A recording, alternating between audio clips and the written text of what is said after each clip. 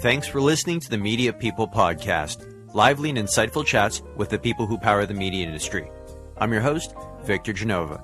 For more episodes, you can go to mediapeople.ca or subscribe wherever you get podcasts. Views expressed by participants are personal.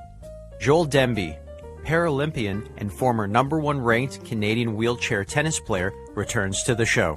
When I first introduced Joel back in episode 15, he had recently retired from wheelchair tennis and was balancing a corporate communications career with becoming a media personality. Joel still works in corporate communications, but with increased responsibilities that include public relations. But that's not the only thing he's been up to. His media roles have also expanded to include a TED Talk, an ambassadorship with the Rick Hansen Foundation, Paralympic broadcast commentator for the CBC, and most recently, tech influencer. But it's that last role which has really been gaining steam. A passionate technophile, Joel is becoming a leading voice on how technology is revolutionizing life for people with disabilities. Joel Dembe, welcome back. You're my first repeat guest ever. This is new for me. I've never had anyone back on, so I'm looking forward to chatting, sir. How have you been?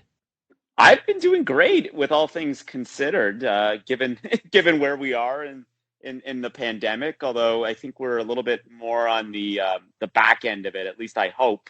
But I'm doing well, man. It's so great to catch up with you, and I'm very honored to be a return guest here. This is awesome. For anyone that wants to hear the first podcast we did together and Joel's whole story, where he went to school, where he was working initially, and then how he moved into becoming a carded athlete and represented Canada at what was the Pan Am Games? Was it the 2012 Paralympics? Am I correct? Yeah, 2012 Paralympics. 2012 Paralympics. Yeah. The ones in London. You medaled at the Pan Am Games, didn't you? Yeah, that was kind of my my way to end my career. It's so funny, Vic, because I was listening to our last podcast. That was number 15 for anyone that wants to go back in time to listen more about what I was going through as an athlete into, I guess, retirement. And here we are, 5-6 years since I retired, and I got to be honest, I'm living a completely different life. Well, we want to talk about that because you were a media personality before as an athlete, and now you're a retired athlete, and it's kind of changed quite a bit for you, hasn't it? So you're still working in the financial services sector, correct? Because that's kind of where we left it off last time. Still very much in the financial services sector, in a more of a public relations role, which I really enjoy. But in addition to that, I've got a little bit more involved in the advocacy side of things. I'm a contributing writer to Abilities magazine. That's Canada's biggest magazine for people with disabilities, seniors, although my aunt and others have told me to say older engaged adults rather than seniors, and caregivers. And so I do a little bit of writing there. I'm also a Rick Hansen Foundation ambassador, and there's no shortage of things that I get to work on and great people I get to work with. Well, how did you get pulled into those things? Because when we were speaking, like in our last podcast that we did together, those things weren't present. It was literally you talking about how you wound down your career. I think we actually started the podcast by saying that you were, 33 at the time? Yeah, even earlier, actually, yeah. 32, yeah, exactly. And we were talking about how weird it was to have the word retired next to your name, how there was something that you had literally dedicated your life to, and then it just kind of comes to an end, because that's what happens with an athlete is that it's not something that goes on to 65. It's something that you kind of have to recognize when you're in your prime and start sunsetting it there. How did you get pulled into these other things? Let's start first with advocacy and the Rick Hansen Foundation, because when we last spoke, you weren't part of the foundation as an ambassador. So how did that come about? Right after I retired, I bounced around. I did a number of things. I was a Tennis Canada ambassador. So I was sort of advocating for tennis and the growth of community tennis, and that tennis can be played by all. And I did a number of media appearances doing that and blogging and running courses for prospective wheelchair athletes, and got my coaching certification. But then I actually came across the TED movement. I don't know. I guess I shouldn't call it a movement. It's being a TED speaker, and I thought it would be a great challenge coming out of being a Paralympian to kind of talk about something that wasn't so focused on being an athlete, which was really disability inclusion. When I gave my TED Talk, that was the TEDx Mississauga. That was just a few months after we recorded the podcast together. So it was a huge challenge, but it kind of threw me into this whole movement around accessibility for people with disabilities. And obviously, when we help people with disabilities, we really help everyone when we make things more accessible. And that's when I joined the Rick Hansen Foundation and have delivered a lot of a lot of advocacy talks, but of course not right now, just because we're all in this virtual environment. But I've really been struck by some of the things I just didn't realize related to disability.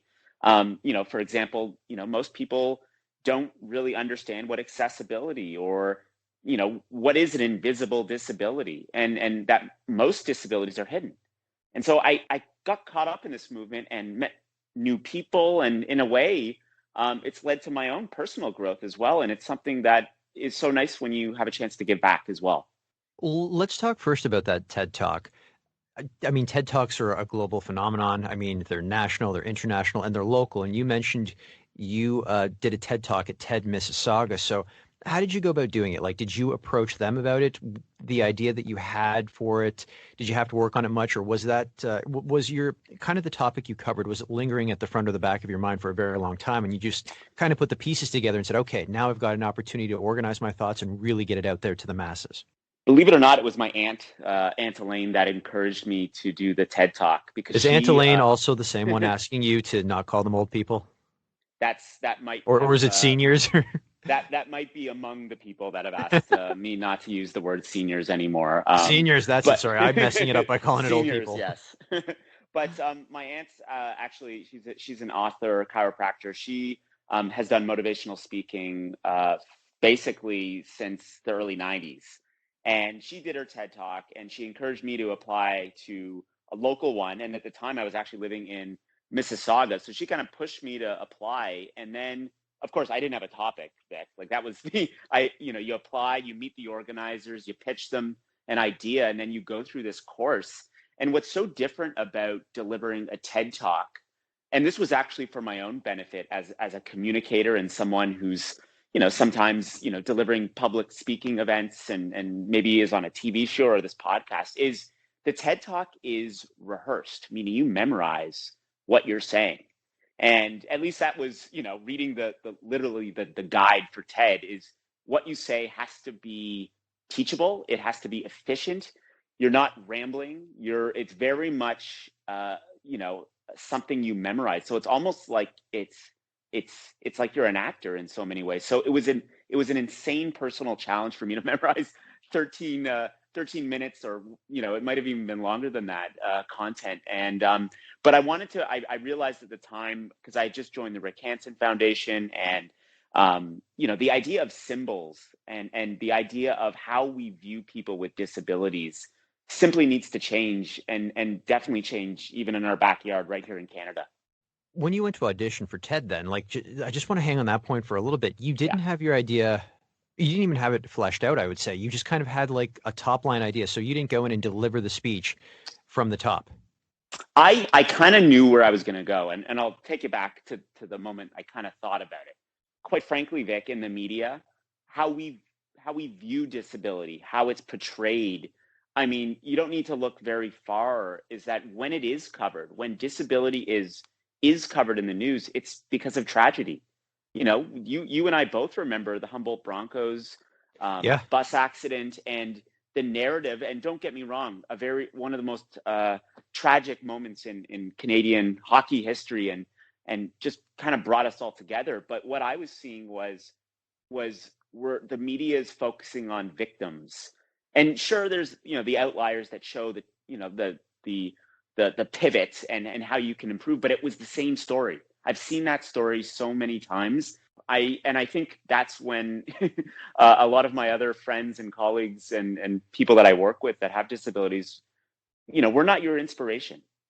And it's tough to say that, because here I am, technically a motivational speaker, and literally since I've been a kid, I've been called inspiring. And of course I have. That's what the media thinks someone with a disability or a Paralympian is, inspirational. And I can't disagree with them, but it starts to develop a trap, meaning you're either an inspiration or you're nothing. So which is it? It's interesting you point that out because one of my favorite race car drivers, Alex Zanardi, a two-time IndyCar champion, former Formula One driver, he lost both of his legs. I'm sure someone will Google this while they're listening to it in a violent IndyCar crash in Germany in 2001, and almost died, lost a lot of blood. Thankfully, they were able to save him. But there was that kind of narrative about him. It's like, poor Alex, he's a victim. And then what he did was he actually reinvented himself and he competed as a Paralympian. As a matter of fact, you might have seen him in the Olympic Village without even realizing it was him, and he became a hand cyclist. And he continued his racing career using hand controls as well. And he went on to medal a number of times at the Paralympics. He's definitely got a couple of gold medals, I think at least one silver and bronze to his name. And he had a separate accident this summer in a hand cycling competition in Italy, which I don't want to digress and go into, but you're totally right. Everyone looked at it as poor Alex until all of a sudden he took up hand cycling and really started to win local competitions and was en route to the Paralympics. I remember Alex at the Olympic Village in London, actually, which is funny because we all knew him. I mean, when you were talking about the London 2012 Paralympians, and by the way, you can go back to episode 15 to sort of get my thoughts on competing there. It was a wonderful experience and we were treated so well. But if you were an athlete, the two people that everyone knew who the Paralympians were, it was one, Alex Zanardi. We all knew about his accident. We knew he was inspiring to us. I should say that here I am talking about how not all of us are No, he was inspirational. And of course, the other was Oscar Pistorius. And we all know what happened to Oscar. Oh, geez. Yeah, yeah. I think there's an HBO documentary about that. Actually, I think it's on Amazon, HBO. Tune in, but that's for another day. How about that? Let's not digress on that one. So you deliver the TED Talk. What comes out of it after? Like, do people start approaching you and going, hey, what you said resonated with me? Maybe not necessarily resonated with me, but I knew someone it might resonate with, or we need you to speak in front of these people? Or did you proactively say, okay, I took this opportunity? Because I imagine that the TED Talk was probably on video. Yes, it's actually, you can actually check it out on YouTube if you just type in my name and then TED. And actually, a lot of people around the world had a chance to see it and message me. I'm not, it's not millions of views or anything like that, but it did tap into, the notion that, yeah, we do need to kind of change this conversation around disability. And at the time I was, talking about sport and building accessibility in business, meaning the more businesses that are, presumably accessible, the more business that business will receive from people with disabilities as well. But what really actually happened more so was personal growth. I pivoted not only in terms of advocacy, joining the Rick Hansen Foundation and getting a little bit more into writing, but it kind of segued into my professional career, getting involved in the PR scene and tapping into media and understanding the financial service sector and preparing executives for speeches and writing content. And so I actually feel more confident being on your show now because of all of those things that I've learned since that TED Talk. It was really my way to say, oh, I have a unique voice.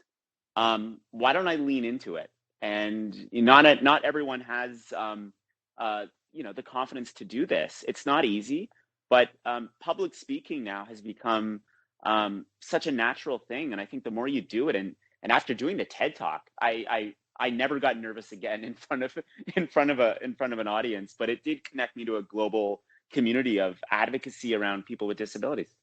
What surprised me about what you said about the TED Talk is that you had to memorize it. I had no idea. I thought there was like that kind of transparent teleprompter that you see politicians use, but no, you had to memorize it.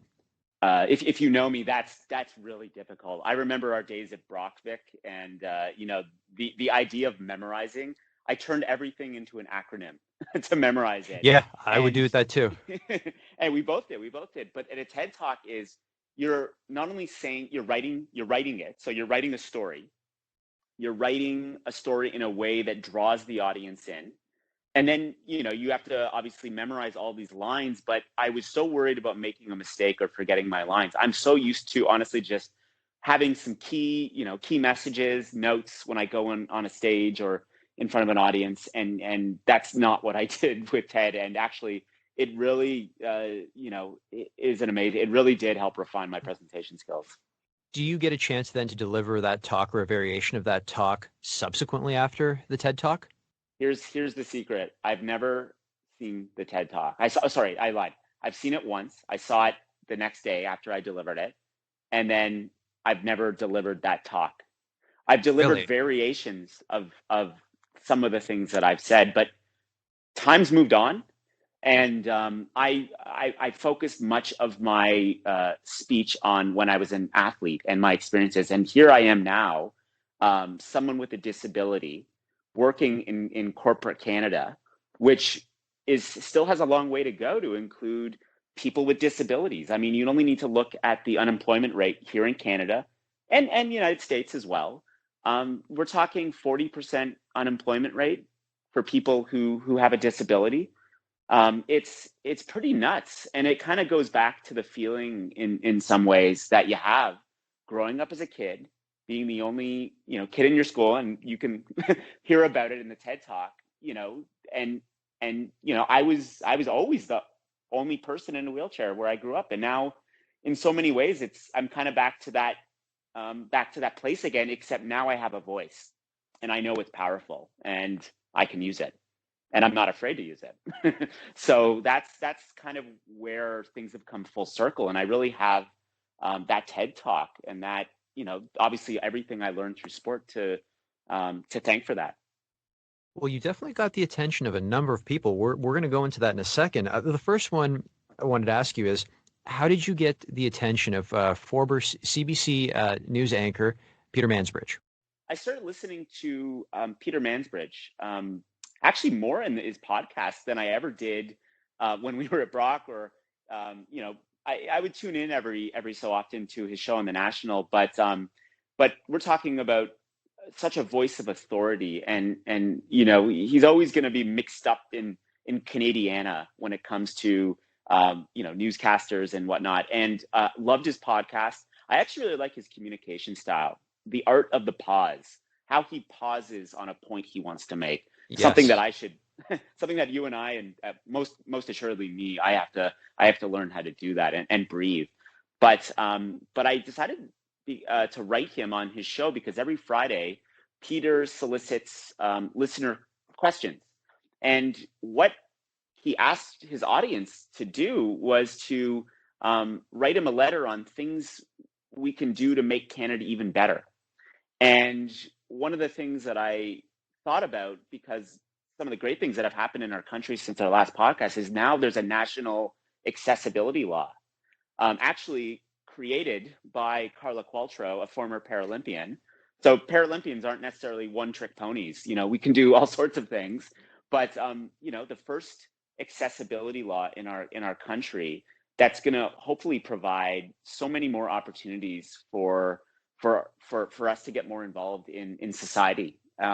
United States, for example, had the Americans with Disabilities Act since 1990. So all this to say is I wrote Peter Mansbridge on his show, The Bridge Daily. You can find it on your podcast app. And he read it out loud. And what a thrill it is to hear the voice of Peter Mansbridge. And he's reading your letter, and shared it with my colleagues and friends and family. And it was a thrill, and it actually inspired me to write more. And I think Peter identified that, maybe, my unique voice can be used in other places as well, not just obviously on his show. Do you get a note from Peter Mansbridge, or at least his people, to say, hey, thanks for your letter, we're going to be reading it out in this episode? I sent him a letter, had no idea if he received it or whomever was checking his emails. And I go down, I'm an early riser. So I was making some coffee and listening to The Bridge Daily on a Saturday morning. The Friday show is when he reads listener questions. And the second or third question, he announces my name, and he almost, I thought he wasn't going to pronounce that last name correctly because I didn't give him any pronunciation details. Some people, well, definitely my Quebec friends, they say Dembe, but he said it right. He said Dembe, and he paused when he said it, and then he read the letter, and it was a thrill. It was I still laugh grin about it at the very least every so often. Did that lead to further media opportunities or like, I guess, reactive media opportunities?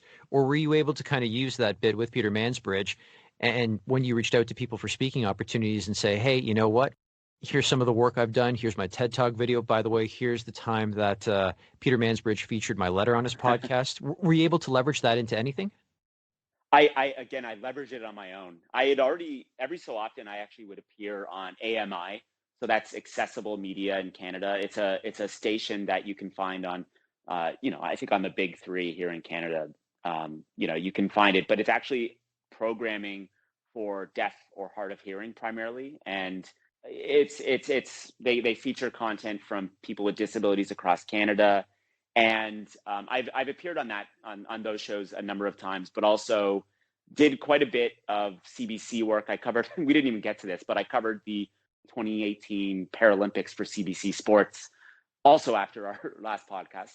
And so I'd already done stuff in the media, but I didn't think I would talk about disability issues. And that's the difference, because normally when I'm on a show, I'm talking about tennis, sport, Paralympics.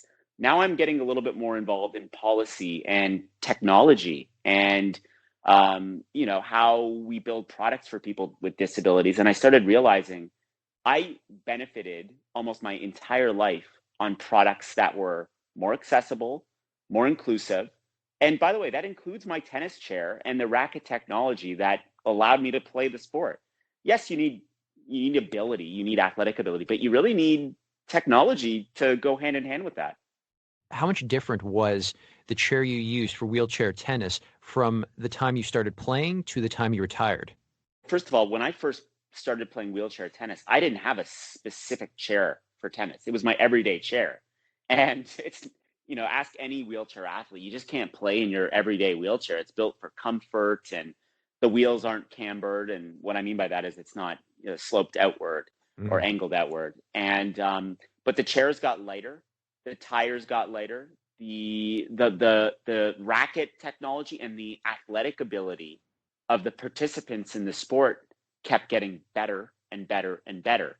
It's not like the game changed much. The 2-bounce rule. That's this big difference. The difference was when I entered the sport, the players. Have you ever watched like an old John McEnroe or even Andre Agassi match, and then you watch the guys today? Or girls. You watch Serena Williams hit the ball, today, and then you go back and look at Monica Seles, or you go even further to Martina Navratilova. The game is just different because we understand how to look after our bodies different. So that really is the massive change. But of course, the wheelchairs started using titanium, then carbon fiber, got lighter, sleeker, more custom, more expensive. So in some ways, money got involved. The more money you were given, the more money you could throw back into your body, into your product, your wheelchair, everything. Actually, I've got a really quick question about that now that we're talking about wheelchair tennis equipment. Is there a specific racket that wheelchair tennis players use, or is it just basically the universal racket that all players use? The racket's the one thing that's not changed. Although we actually have two separate divisions. Obviously, we have obviously the men's and women's divisions open. So there's men's open, which is the one I was in, and then there's women's open. But there's also a division for quadriplegic wheelchair tennis players. And what they have to do is they actually have to strap the racket to their hand, because if you're a quadriplegic, you have some form of impairment in your hands or your arms, which is why there's a specific division for quad wheelchair tennis. So for them, they would probably want maybe a smaller grip handle or something to allow it to be a little easier to grip with tape, put it that way. You talked a little bit about how technology is improving the life of individuals with accessibility needs. And that's kind of like where your voice has fallen with Abilities magazine. Talk us through some of the stuff that you've been writing about in terms of accessibility and tech with the publication. So I got involved in Abilities. That was probably the first advocacy group that I got involved with, the Canadian Abilities Foundation, which publishes Abilities magazine. And I would write about accessibility more, in a lot of ways, more around, oh, can I go on this cruise ship? Can I get in this hotel? Can I go into this store? Is this experience accessible? But what's happened is my understanding and our collective understanding of accessibility has changed. Accessibility nowadays encompasses a broader spectrum of disability. And what I mean by that is accessibility also means digital accessibility.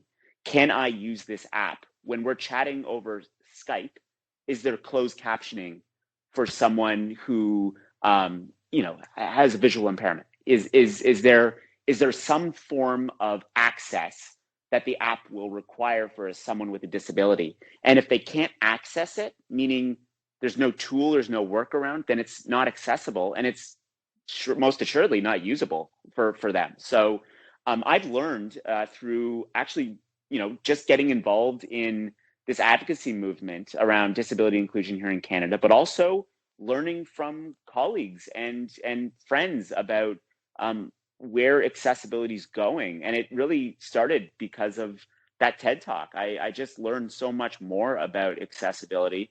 And, I started realizing almost every single piece of technology touches accessibility in actually more ways than, let's say, a building.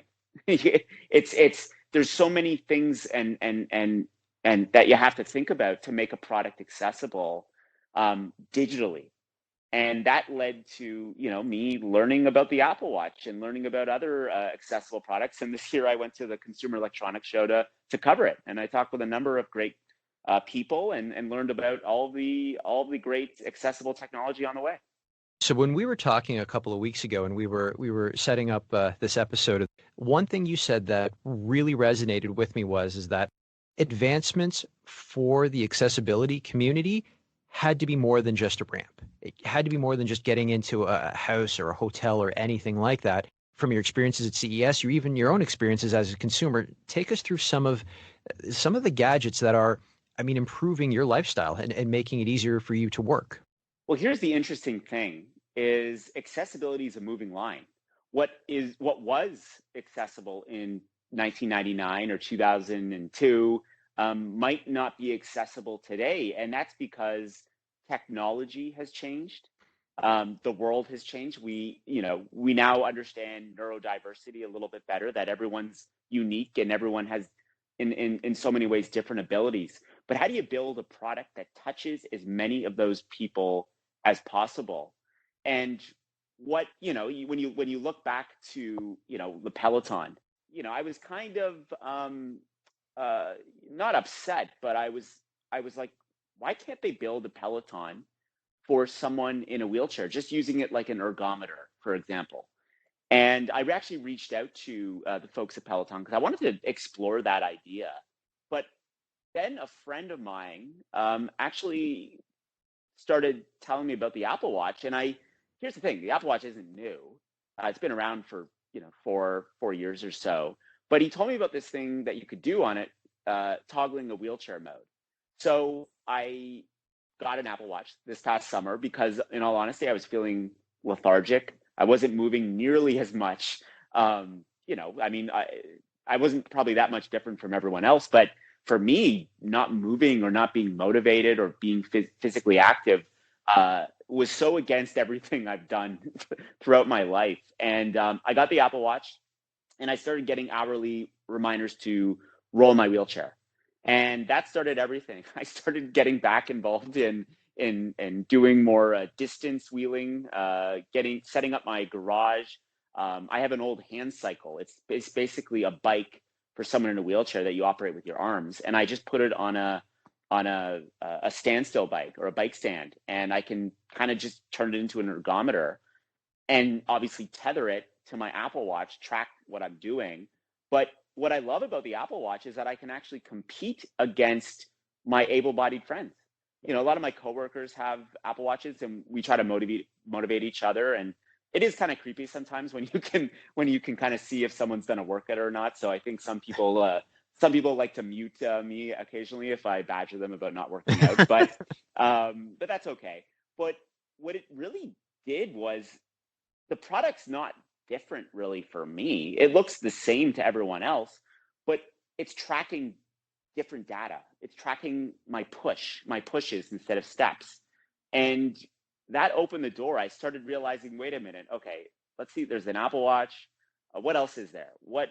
And so I started talking with a few of my friends that are more involved in digital accessibility, who are gadget, geeks, even more so than I am. And we actually started talking a little bit about all the cool things Microsoft's doing with their adaptive controller. I'm not a Microsoft gamer, at least not right now, but this controller that they built basically can be operated with one arm, can be manipulated in different ways, and it can be used by someone who might not be able to use their hands like you or I and operate a gaming controller. And Microsoft's kind of been leading the way on that. And I actually delivered a talk to Microsoft a few years ago through the Rick Hansen Foundation. And I actually learned a lot about Satya Nadella, and as a child with a disability. So of course, Microsoft's mandate is going to ensure that their products are playable everywhere, are able to be used by someone with a disability. And I think when that type of inclusion starts at the very top, there's no telling where we can go. And so I guess all this to say is I'll give you a few of my favorite gadgets. And we'll do a bit of a lockdown edition here because we're all kind of at home right now. And I'm very worried about the state of how people with disabilities are moving, especially the ones with physical disabilities living in colder, more lockdown environments here in Canada. I'm in Hamilton, and certainly when it gets to lower, I guess double digits, that's the time that I would prefer to stay indoors. And one of the things that I've actually been starting to use is this Apple Fitness Plus service, which and is basically like the modern version of those Jane Fonda workout videos. I remember those. Oh God, I remember popular? those. Oh yeah, I do. Well, this one's pretty cool because you can tether your Apple Watch and track your movements on screen.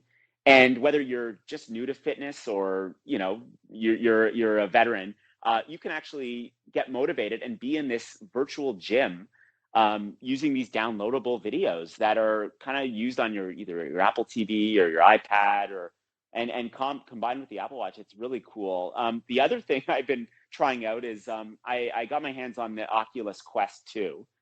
That's a VR unit, and I was actually really interested in what VR could do for someone with a disability. Could it replicate the experience of maybe from a mental health standpoint, just going anywhere, being in a tranquil environment?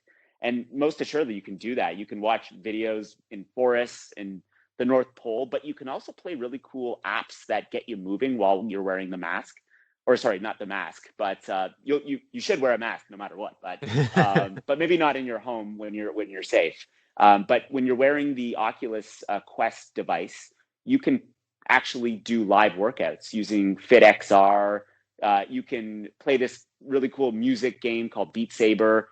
And actually, there's this table tennis game. It's called 11 Table Tennis, and it is unbelievable. It tracks almost every movement your arm and your hands make the same way as if it was real.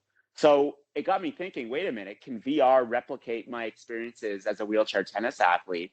And so I thought of a cool idea would be to tape myself trying to compete using this device with able-bodied athletes, and maybe I can beat them. I still have to figure out how to set it up, but the other thing that I want to touch on is Headspace.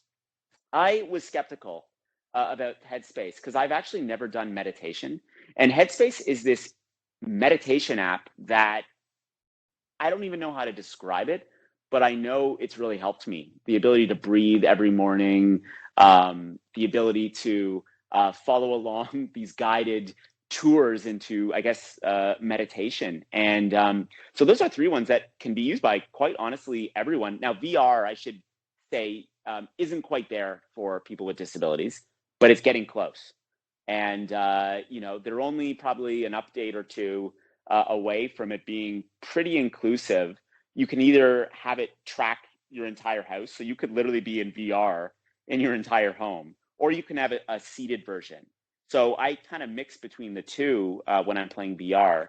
And all this to say is, I'm playing with some pretty cool tech, and it's accessible, and it's not what most people think is accessible. It's digitally accessible, and yet as a wheelchair user, I'm able to use it, and that's what I love. I know not everyone can get a VR unit or get an Apple Watch, but eventually all this stuff does filter down to almost all aspects of consumer technology.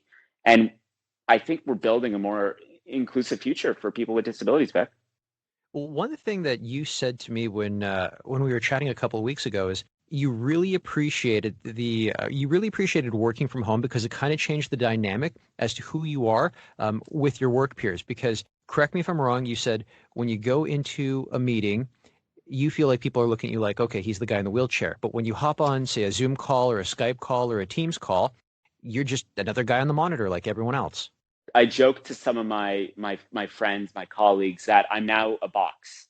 I'm not, and I should say that feeling that I sometimes get inside when I'm around new people and they're looking at me, but I know they're probably going, oh, he's in a wheelchair, and then they see me talk, or they hear me talk, or they see how I'm interacting with everyone.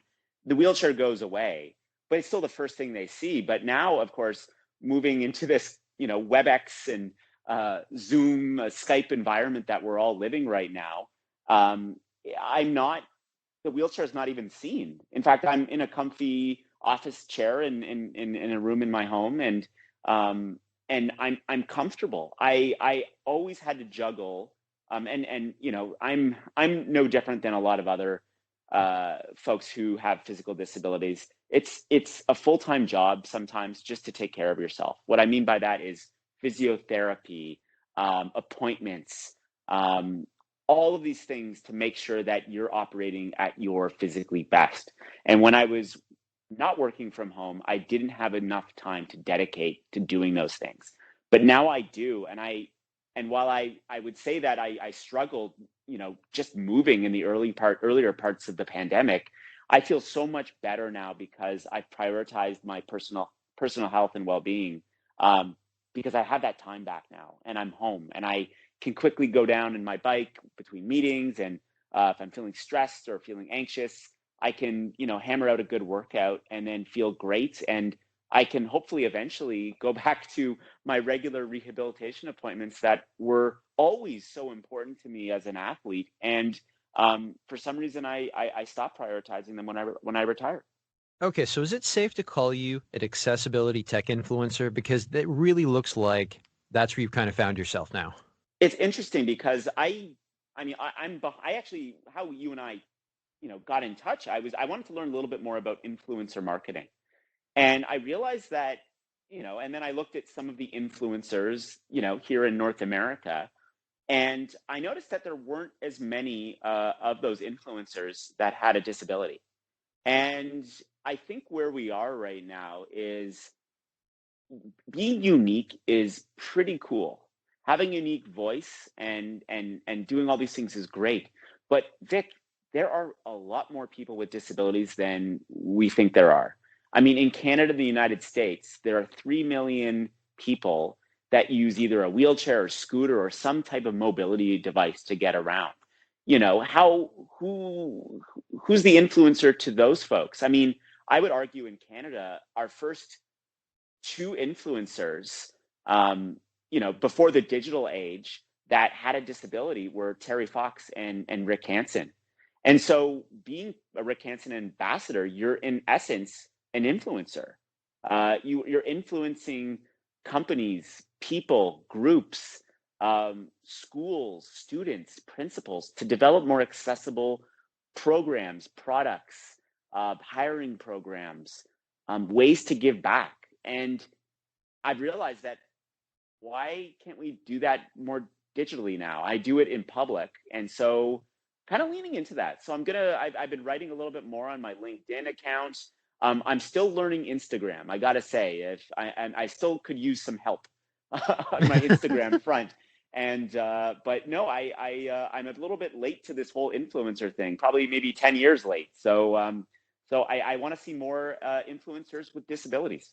I think you're already in the influencer space. That's why I kind of say you accidentally fell into it, because correct me if I'm wrong, there are some very major companies that a lot of people listening would recognize who have been in touch with you about just kind of getting your thoughts on things. Am I correct? That's correct. And, I actually think businesses have a part to play, not just for developing products that are accessible for folks like myself, folks that have invisible disabilities, but to possibly hire people with disabilities to, contribute, not cast aside, but actually getting involved in business strategy, getting involved in the development of a product. And there's a huge opportunity for, and for any younger people listening to this podcast that have a disability, there's a huge opportunity in technology right now to have a voice. And we have a thriving tech sector, Kitchener-Waterloo, Ottawa, Vancouver. And I think those voices are going to be needed. I mean, Vic, we have an aging population. We have 1 in 5 Canadians with some form of disability, and not seniors. I'm not, again, allowed to use that word, but older engaged adults are going to start really using these tech products. And how often have we all been in the position of being a tech support person for our older parents, for older loved ones? It's constant. But if products are more accessible for people with disabilities, then they're actually going to be more usable for all of us, including older engaged adults. Joel, if anyone listening to this wants to get in touch with you, get your thoughts on things, or maybe even work with you, what's the best way to reach you? You can email me at my personal email. It's joeldembe@gmail.com. I'm also on Twitter. I'm trying to get a little bit more active on there. And you know what, Vic? And one final thing. I just joined. What's this audio? You'll probably have to. Is it Clubhouse? I've heard of Clubhouse. I haven't jumped on it yet. I just jumped on Clubhouse and I have no idea what I'm doing. So you probably can find me on Clubhouse.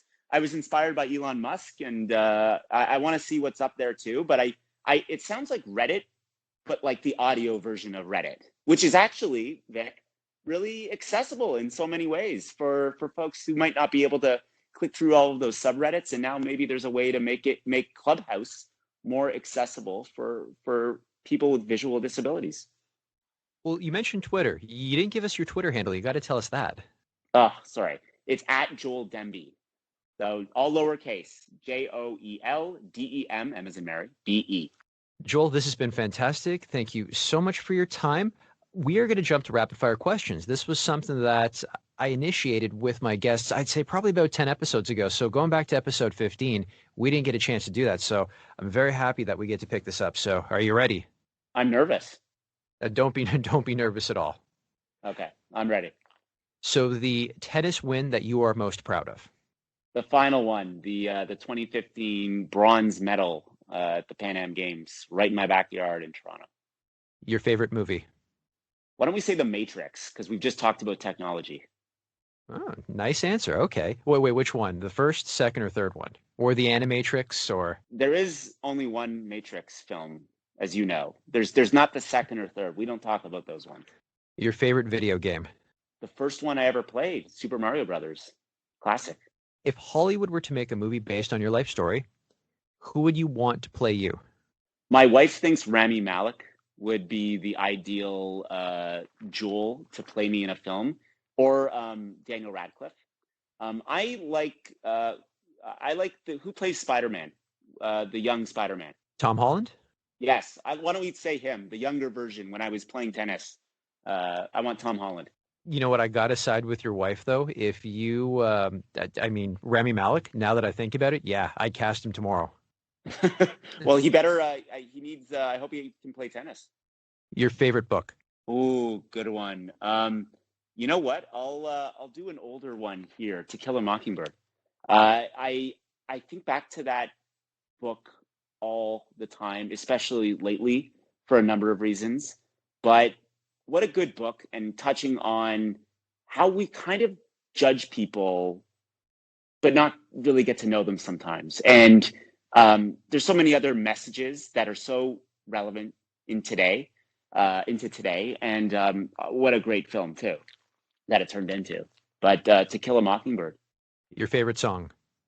Song 2 By Blur? Yes. I know that's, it turned itself into a commercial more than an actual song, but it had, for that just time period. There's something about that Big Shiny Tunes song that yes, Big Shiny Tunes 2 or 3, I think it was. Yes, it's not even the song, but it's the time of my life where I was starting to get into music, and then, I got into Britpop, and I don't know. That song was kind of my conduit into it.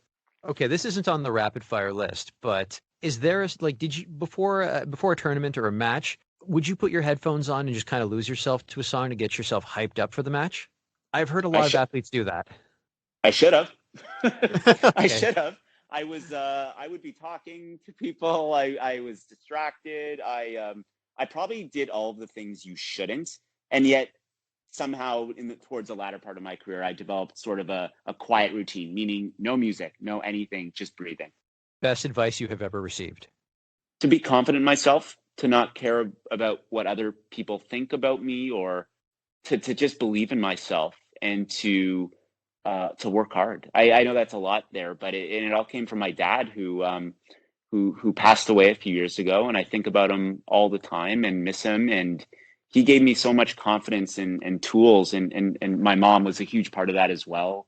But I miss my dad, and he was Mr. Confident. He gave me my start. He drove me to all my wheelchair tennis tournaments, and he was really my my guru when it came to personal growth. If you could go back in time and give your younger self advice, what would it be? Breathe. I didn't breathe enough. I know that's a weird answer, but I cannot tell you, Vic, how important it is to just take breaks, to pause, to breathe, to really focus on doing literally nothing. And I was addicted to always doing something, to the point of exhaustion, even when I needed a break. So I would tell 25, 26-year-old Joel, getting more involved in the wheelchair tennis scene, to breathe, to meditate, to take time into the day to just look after yourself and enjoy the ride. My signature closing question: if you weren't in media, what would you be doing and why? I'd probably be coaching. I felt for a time that being in sport was my calling. I mean, that's how we met. I was taking sports management. I was going to be involved in some element of influence, being a coach or getting involved in sports administration. And so if I wasn't where I was today, I hope I would be still involved in sport. And who knows, maybe I'll, regroup when I'm 50 and compete for the Paralympics at that date, and in some other futuristic sport, using my Oculus Quest 2 in VR. Who knows, Vic? Joel, this has been fantastic. Thank you so much for your time, and thank you for coming back on. Thanks for having me again. It was a pleasure, Vic. That's it for today's show. For more episodes, you can go to mediapeople.ca or subscribe wherever you get podcasts. And don't forget to follow me on Instagram @VicGenova.